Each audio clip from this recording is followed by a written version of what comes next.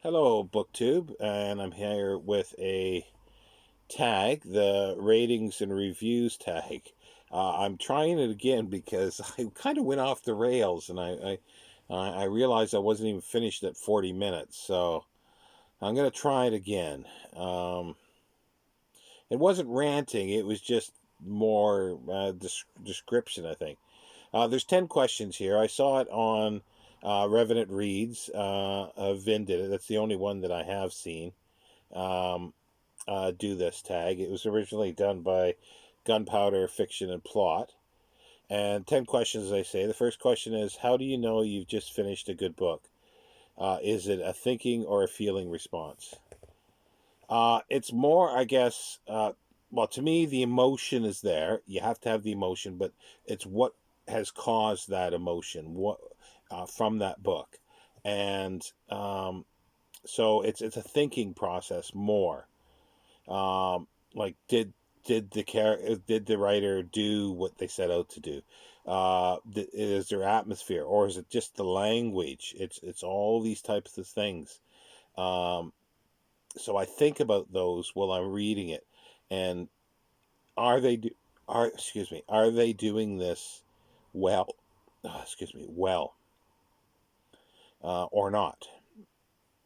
And then that's for fiction. For nonfiction, again, it's like something that I always find that learning something new that I didn't know, especially in subjects that I'm interested in, I find that amazing. It gives me an adrenaline rush. It gives me endorphins. So does give me emotions and feelings. But it's like I want to, it's the thinking then that gives me the feelings. If that makes sense. Question two: when you begin to form your review rating, what is the first question you ask yourself? Well, I don't really review. Uh, I don't think these are reviews to being done on BookTube unless somebody writes it out and then reads it. Then it becomes a bit static and a bit, static, I guess. I call them discussions, but if people want to call them reviews, that's fine. I don't think of them as reviews. So, but in this question, I'll say discussion in my mind for the word review for this tag. So the thing that I first think about is I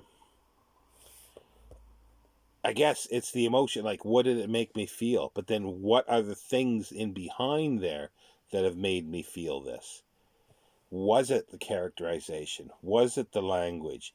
Was it the setting? Was it the atmosphere? Because each book is different. When I read Proust, I don't read it for the plot. I read it for the language, and I read it slow to get lost in the language.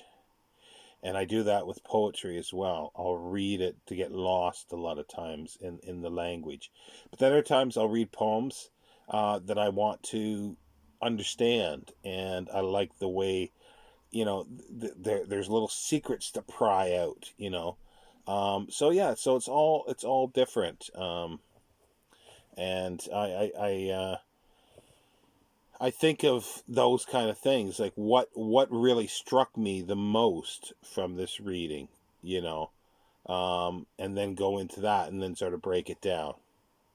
I don't really write it. I think about it before I open my mouth, or at least I try to. But then while I'm talking, other thoughts sort of come, and sometimes they are disjointed because I'm not sitting down and writing it out in a form. That's why I call it sort of discussion rather than a review.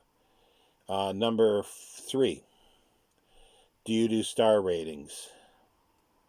And it is why and why not, or why not. And if yes, explain your star rating system and what does a good book get in your rating system.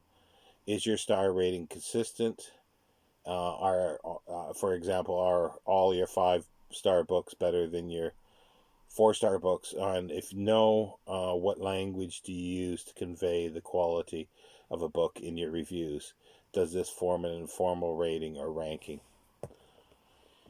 I don't really give stars for things, but while I was doing my massive, long previous version of this that I recorded, um, I began to realize, well, I could put it into the star rating because, to me, let's go through this. Like number one would be something that I finished the book.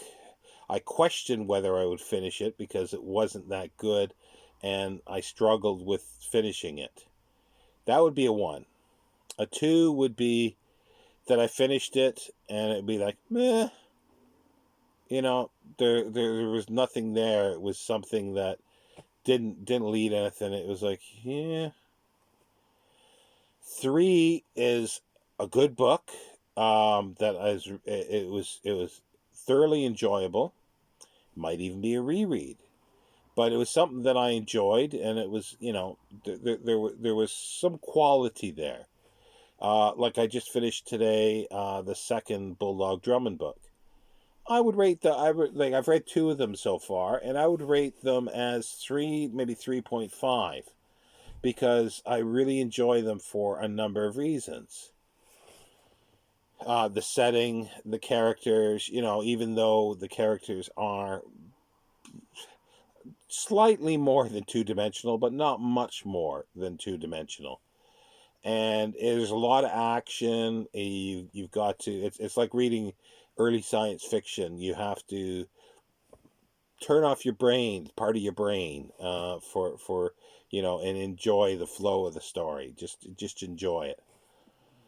So yeah, so that would be that. And number four would be something that is just a little above that I would definitely reread many times. That I thoroughly enjoy it. Like it's like a pure sugar rush. And I did recently reread something like that, which was Maltese Falcon. That is a solid four, and other ones would be P.G. Wodehouse would be a solid four. Almost everything except maybe some of his early school stories might be three for me, or 3.5.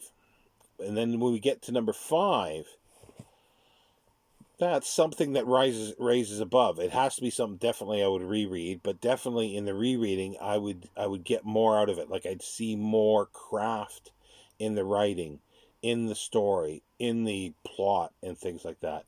The previous, like four, I would reread, enjoy it, but I wouldn't see anything more in it generally, or rarely I would not see anything more in the story. Five, I would see more. Last year, I read for the first time The Turn of the Screw by Henry James. That I know is a five, because even I really have to read the book the second time to make sure it's a five.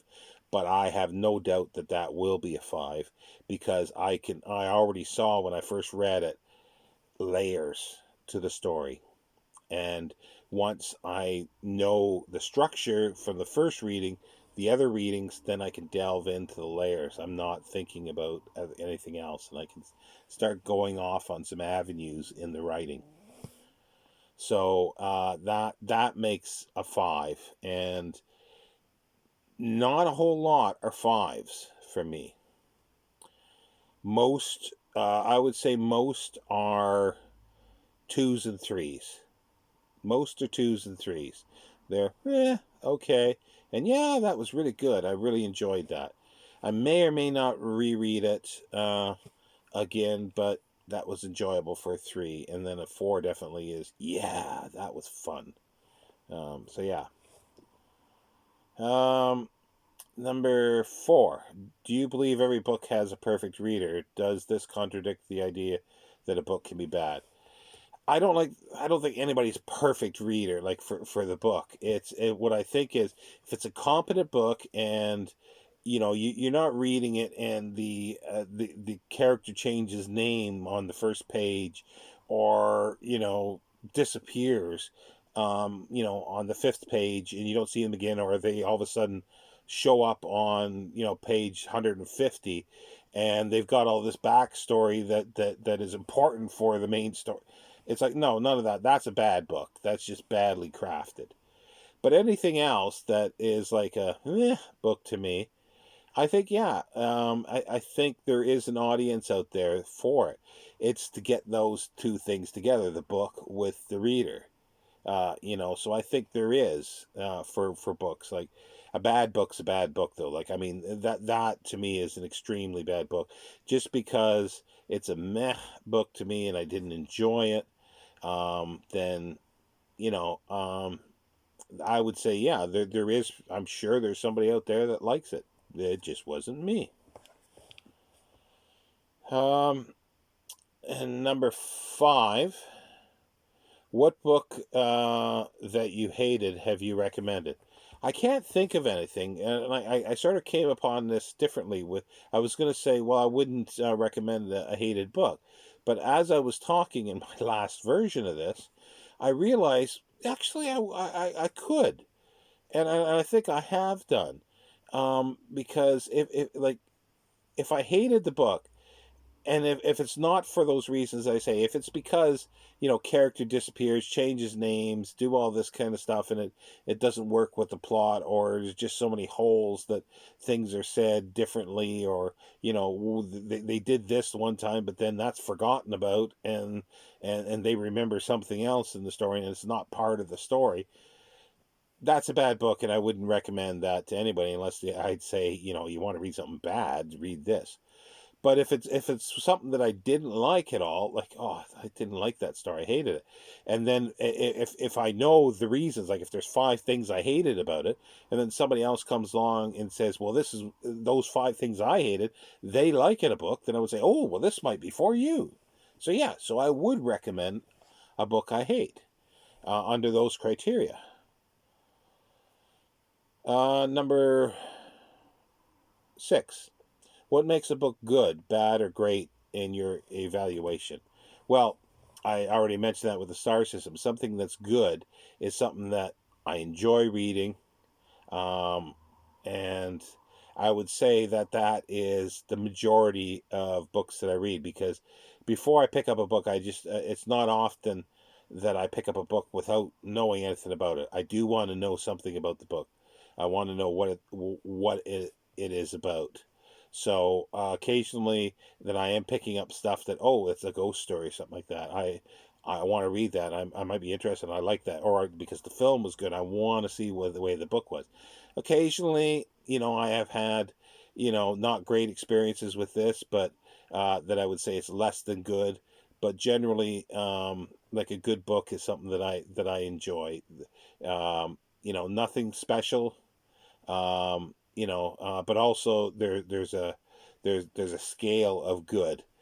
There's the good down here that I go, okay, yeah, that was fun, and then there's almost like a very good, something like I mentioned, Maltese Falcon, that I will reread. I think I wouldn't call it a great book, but it's a good book. A great book is something that transcends that, as I say, for many reasons, and that every time I read it, I see something else in it. And usually, I have to read a book at least twice, before I know that. And if it's that way every time I read it, it just becomes more so. Bad is, like I said, where it's disjointed, everything like that, and it doesn't really work. Well, that's not quite true, because a bad book can be not disjointed, but it just didn't tick. It didn't tickle my fancy, basically. I would say an atrocious book is the ones that things change, and the plot, it just doesn't work. As I mentioned, where names change on the first page, and I've tried to read some of those. Uh, Number 7, when evaluating the quality of a book, do you have specific criteria or aspects of the book, such as character development, that you consider? Does this change if you are writing an in-depth review versus just thinking about the book for enjoyment? Well, again, I don't write reviews. But as I say, I do, I do. The criteria is okay. Each book is different. Uh, for science fiction, a lot of times I go into it going, okay, I want a thrilling story and I want something that's kind of neat. I want a fun story. But then sometimes I get stuck into something. I go, ooh, this is a little more than that, and then the criteria come. Okay, how are they doing this? What are they? What depths are there? What layers are there to the story, if there are?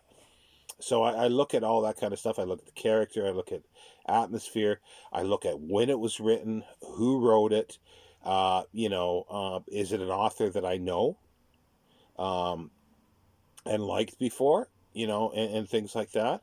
Or when was it written within that genre? Is it specifically time centric for that genre, or does it shift and be different times for that? It's all those kind of things. Like I don't. There's no specific criteria. Each one is individual. Number 8. Do you consider star ratings or average ratings when you choose books to read?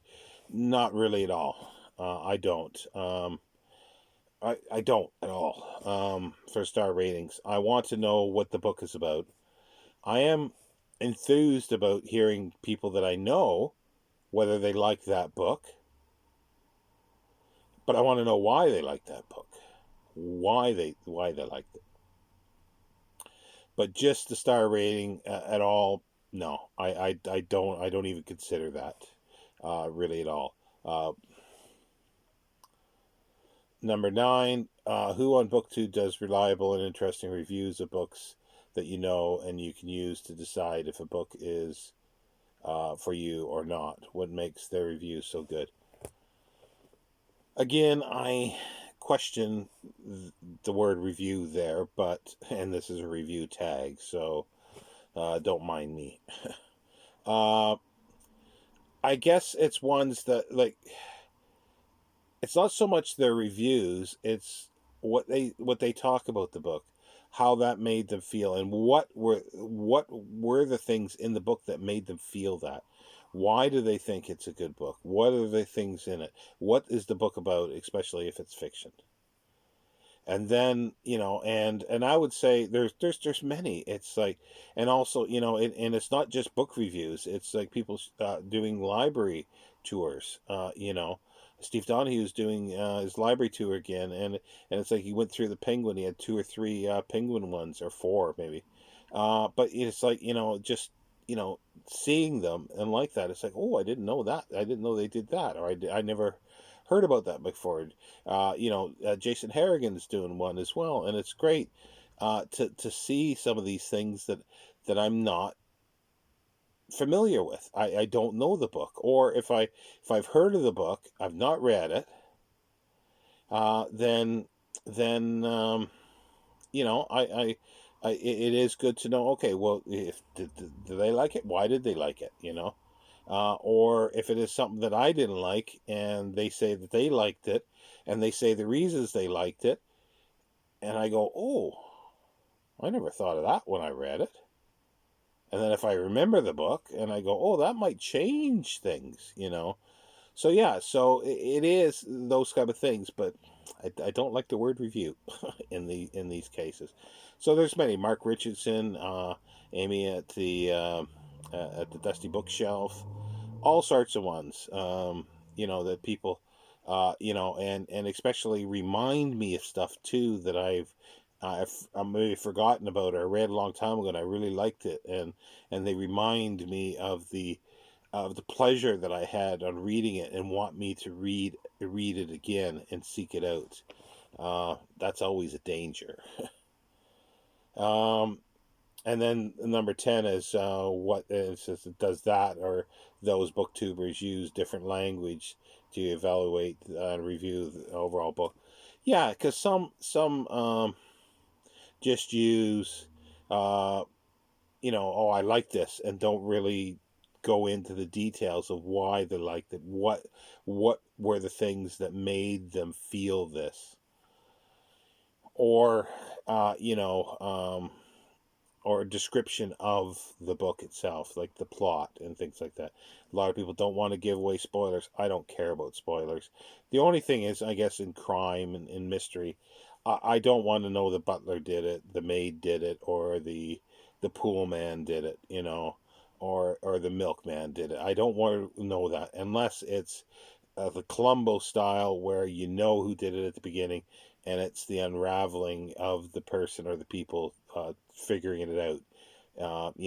That's a different matter. Um, so yeah, and what the quality, because I use quality in different ways. The how good the story is, but also the quality of the manufacture of the book at times, and not everybody does that. I want to know if if it is a nice looking book or something like that. I want to know, is it cloth bound? Is it sewn? Does it have the ribbon at the head and heel of the spine? The printing, the paper quality, and all this kind of stuff. Um, so yeah, and then the first question actually was to tag people, but I'll make that question 11, and I don't know who's done this, so I will not tag anybody, and if you want to do it, feel free. So yeah, so I hope that was a little better. Yeah, it's a little better.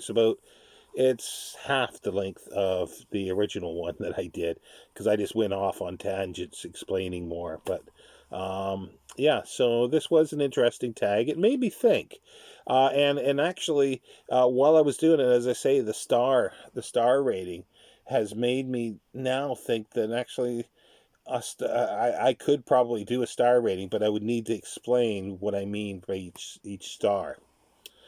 Take care, BookTube.